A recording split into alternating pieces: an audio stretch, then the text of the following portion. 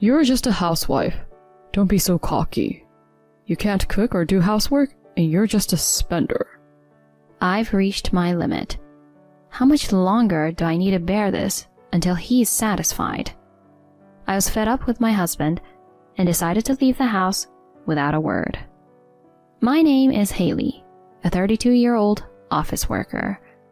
My husband Kian and I have been married for 2 years. We met through group dating, and since we were close in age and shared the same values, we soon started dating. We continued to date steadily, and after about 2 years, we decided to get married. I resigned from my job when we got married. My husband had told me that he wanted me to be a housewife after we got married. I then became a housewife and worked every day to take care of the house. Not only did I do the cleaning and laundry, but I also cooked every day and made elaborate lunches for my husband. Today's lunch was delicious. My co-workers envied me. My husband happily tells me, and that gave me even more motivation. I put more effort into cooking and made delicious food for my husband, who works hard at his job. I gotta come home straight after work every day because the food is so good. It's so much more meaningful than sloppy drinks with coworkers, and it tastes way better than eating at the local pub. Thanks. It makes me happy to hear that. My husband and I were very happy as newlyweds. But there was one thing in our marriage that could be seen as a bit of a problem. That is my mother-in-law.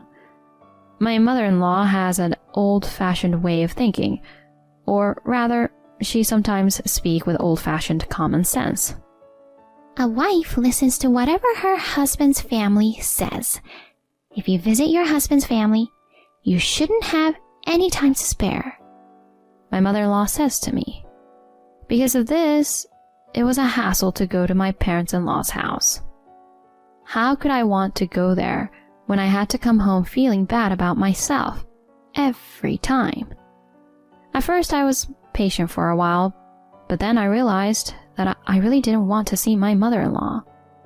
I get a stomachache every time before we leave for their place. So lately I've been telling them I'm not feeling well and asking my husband to visit them alone. My husband was not happy that I didn't come with him, but at least he did what I asked of him. But he still asked me to come at least for the family gathering during the holiday season, so I had no choice but to go. My mother-in-law sneered at me as soon as I made my way into the house, as if she had been waiting for me. No matter how much you try to avoid me, it's impossible. You're like a slave who has to listen to me. It is really hard to hear such terrible words during such a festive season. And since a huge number of people come to the family gathering, not to mention the preparation, it is very hard to refill the drinks during the party and clean up afterwards. My mother-in-law makes me bear a lot of the burden. Therefore, I could not take a rest, but rather it was the busiest day of the year. In addition, she has been pressuring me to have a baby as soon as possible. Even though it was only once a year, I was extremely stressed. So I decided to talk to my husband about not wanting to attend a family gathering this year. My husband gave me a very disapproving look. What? You can't stand it for just one day? Stop acting like a baby. You're my wife and you married into my family. Normally, I'd expect you to follow me there without a word. But even if you say that, your mother bullies me for just being there. And how exactly does she bully you? She always attacks me with her words. The other day, she kept asking me if she'll be able to see her grandchild soon. It's only natural that she wants me to have children as soon as possible, since we haven't had any yet. That's not what I meant. It's the way she says it that's pressuring me. I think you're taking it the wrong way. Maybe you're a little too sensitive. No way. I was very sad that my husband didn't take my side. He and I started talking less and less, and it became awkward. He's been working a lot of overtime for a while now, but lately he's been working overtime and coming home late every day. I think that's his way of avoiding me. But then we found out that I was pregnant. I was happy to be pregnant, but the timing of the pregnancy was a little concerning. If my husband and I hadn't been in the middle of a fight, I would have been more pleased. But maybe this would be a good opportunity for me to reconcile with my husband. So I told my husband about it on his day off. Hey, can I talk to you about something? What is it? My husband was surprised to hear me talking to him out of the blue, but he turned his head to listen to what I had to say. I'm pregnant. What? I think we're having a baby. Really? I wondered how my husband would react. I looked at him anxiously. He looked at me in surprise, with widely opened eyes. You're really pregnant? Yes, I am. That's amazing. You're finally pregnant. I guess that means we're going to be parents then. My husband just smiled and said that. I'm glad he's happy about it. I'll tell my mom right away. And with that, my husband contacted my mother-in-law. Mom says congratulations too. I was happy to hear that from my mother-in-law. I felt like I had done my part as a daughter-in-law. No, more than that, I was very happy that my husband and I were able to reconcile and have a child.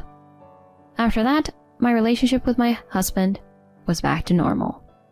We have normal conversations and the awkwardness has completely disappeared. Even so, my husband seems to be quite busy at work and seems to be working a lot of overtime. But we are going to have a baby now, so we have to spend more and more money, and I am grateful that he is working hard. I spent my days thinking that way. As my bump gradually got bigger and bigger, my morning sickness got worse. I didn't think it would get this bad, so it was much harder than I expected. So there were days I had to lie down all day long. My husband was worried about me in the beginning. Are you alright? Should I make some instant noodles for you? Saying this, he would cook something simple for me. That helped for a while, but little by little, his attitude changed. I'm sorry, I'm not feeling well today. Can you prepare something by yourself? What? Again? Haley, you're kind of spoiling yourself too much, aren't you? You do realize I'm coming home tired from work. You say you are feeling well, but you've stayed home the whole time. And you couldn't even cook dinner for me? Even so, I was too sick to talk back. I didn't have the energy. I'm sorry. All I could do was apologize. I felt like my trust in my husband had diminished again. After that, I tried to cope with the situation by putting some leftover dishes in the freezer so that I could defrost them and prepare a meal even if I was feeling sick. And so, I finally gave birth to a healthy baby girl. Oh, it's a girl. She's so cute. My husband looked happy to see his baby. I was a little disappointed at some points during the pregnancy, but I knew that if he could be a good father to her, that would be enough. My husband and I named our daughter Lisa. Lisa was so sweet. She was like an angel. And after I got out of the hospital, I went home with her. And that's when the whole parenting thing started. I was extremely determined to raise my daughter, but it was harder than I thought it would be. I couldn't look away since she cried and cried every single day and night. On top of that, I have to do housework, which is really tough. But when you're focused on raising a child, you can't put much effort into the housework. That's why my husband became frustrated again. Hey, where's my lunch? Oh, sorry. I didn't have time to make it. Please, go eat out somewhere or buy something at the store. Huh? You know it's almost payday now, so I don't want to spend a lot of money. I'm sorry, but I don't have time to cook when I'm taking care of Lisa. Damn, you can't even do a decent job of housework even though you're a housewife? What? Whatever. My husband said that and left the house in a bad mood. What in the world is he thinking? I'm busy raising our child. Why can he only think of himself? I began to distrust my husband again. And even though my husband talks big game, he doesn't help me raise our child at all. It's as if he thinks parenting is a job for mothers only. As a father, it should be normal for him to be actively involved in caring for our child. Currently, I am the only one caring for Lisa. Some time passed and my daughter came down with a high fever. It was Kian's day off, so I asked my husband, who was lounging on the couch, to drive. I have to take Lisa to the hospital. Could you please start the car? When I said this, my husband looked extremely irritated. I don't want to. It's my day off. Why don't you drive? Then who's going to carry Lisa? Are you coming with me? No. I don't want to wait in the hospital and catch a cold or something. I can't believe that you would say that as her father. How could you be so uncooperative when your daughter has a fever? Aren't you worried? A fever happens all the time. It's not a big deal. You're making it sound like it's a big deal. Just get out of here and go. I called a cab and hurried to the hospital, as I thought that I couldn't expect anything more from my husband. The doctor took a look at her and her fever went down, so I was happy. Relieved, I took my daughter home. Then, I found that my husband was nowhere to be found. I wondered where the hell he had gone without following me to the hospital. But the first thing I had to do was to put my daughter to bed. I concentrated on taking care of my daughter while cooking dinner in between. But even by nightfall, my husband had not returned home. I wondered if he was out drinking somewhere. If he was, that would be a real terrible move. I ate dinner alone, feeling extremely irritated with my husband. In the end, he didn't come home until 2 a.m. I wanted to yell at him then and there, but that would wake up my daughter. I had to let her rest and sleep for now, so I held it together. The next day, her fever was gone, and she was feeling much better. She seemed to be eating well, which was good. I was very relieved, but I realized that there was still something important to do. I was waiting for my husband to wake up when he came sleepily into the living room in the early afternoon. Good morning. Well, good afternoon would be more like it. Yeah. He was so sleepy that he didn't seem to be able to think straight enough to notice my sarcasm. Where were you yesterday? You were gone when I got home, and I don't think you got home until after 2 a.m. My friend invited me over for drinks. You went out for drinks when your daughter had a high fever? When I said that, he must have finally realized that he was being accused, because he glared at me. Then what? Am I not allowed to do that? You're the one who's taking her to the hospital, so it doesn't matter.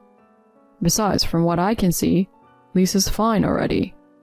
You're always making such a big deal out of things. Oh man, my head hurts. You're really ticking me off. What the hell? You're such a bad father. What? You're just a housewife. Don't be so cocky. You can't cook or do housework and you're just a spender. You're not a good mother either, let alone a good wife. Being accused like that, I had reached my limit. How much longer do I need to bear this until he's satisfied? I was fed up with my husband and decided to leave the house without a word. I immediately went to my room and started to pack my belongings. Hey, what are you doing? He followed me and yelled at me, but I ignored everything. Hey, where are you going? Ignoring his questions, I picked up my daughter and headed for the front door. Hey, answer me. Don't you dare ignore me. I continued to ignore my husband's yelling and left the house. I headed straight to my parents' house. My husband kept calling, but I didn't answer any of his calls. When I arrived, my parents welcomed me warmly. Then I decided to stay there and relax for a while. It was the first time in a long time that I didn't have to do housework, and my parents were happy to see their grandchild. I stayed with my parents for about a month. During that time, my husband contacted me several times, but I ignored all of them. I wasn't just staying at my parents', I was preparing for my divorce. First, I looked for a job so that I could support my daughter after the divorce. Then I heard from a former colleague that my former boss had started a company and was looking for new employees because it was starting to take off. I knew the boss well, so I contacted him right away and he offered me a job. And so, I was prepared with my job. I had one more thing in mind. I was preparing to investigate my husband's infidelity. He always said he was working overtime, but somehow I knew he wasn't. The last time our daughter had a high fever and he had gone out drinking, I suspected that he was having an affair with another woman. That's what I thought, so I asked the detective agency to investigate. And my hunch was right. My husband was indeed having an affair, and he had brought her into the house after I had left. I consulted a lawyer with these evidences. He told me that if I had all this evidence, I could get a divorce on my husband's grounds. And when I was ready, I returned to the house where my husband was. What the hell have you been doing? You're a housewife. You're not supposed to leave the housework to me, you stupid. He was about to badmouth me when my husband noticed that my father was behind me. Oh, I didn't notice you there. Is there something inconvenient if I'm here with her? And what's with your attitude? Have you always been that coercive toward my daughter? Oh, no, it's just that she didn't come home for a month and I got a little emotional. My husband shrunk as he hunched his shoulders inwards. He's always been a weak man, so when someone as dignified as my father is around, his bravado instantly disappears. I'm actually here to divorce you. What?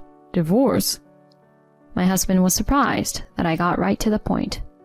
Why are you saying this out of the blue? It's not out of the blue. Have you forgotten what you've done? You've been horrible to me, and most critically, the affair. What? I have photos here that prove it. I said that and scattered the photos. Oh, when did you... My husband rushed to pick them up. You can't get away with this. I'm divorcing you and filing for alimony and child support. When I said that, he became defiant and talked back to me. You've got to be kidding me. I won't accept child support. I'll be taking my daughter with me. What are you talking about? Of course I'm taking her. You don't have a job. You're too financially weak. I'll take her and my parents will raise her. Then there'll be someone to take care of her all the time. No problem. So I won't have to pay child support. You really suck. But unfortunately, I already got a job. It's a full-time job and the pay isn't that much different than yours. You're lying. You don't have to believe me, but I'm in a position where I could take her back. No problem. And since you're having an affair, I have the advantage. Oh no. We'll deal with the rest through our lawyers. I said this and took the rest of my belongings out with my father. My husband was slumped over with a pale face. I then divorced my husband through my lawyer and filed for alimony against him and the affair partner. I got custody of my child and was able to claim child support from my husband. My husband lost all credibility with his coworkers when his company found out about the affair. Because of this, he was transferred to a department where he will most probably never be promoted again. My husband was planning to remarry the woman he was having an affair with, but he was dumped because she was with him just for fun. And my mother-in-law could not forgive him for having an affair without helping to raise her grandchild, so she apparently cut ties with him. After that, my in-laws came to my parents' house and apologized to me, so although I haven't completely forgiven my mother-in-law, I accepted their apology. Then I started working hard while raising my daughter with my parents. My daughter is growing up so fast and has recently started to speak. I now live happily with my parents and daughter, and she makes my days happy and cheerful every day. So, her husband's attitude towards her was getting worse because he was having an affair. It's disgusting that he was behaving so badly and abusing her with words while having an affair.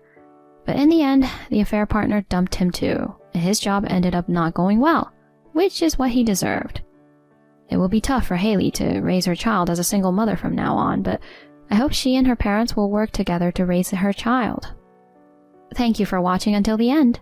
Please subscribe to our channel. See you in the next video.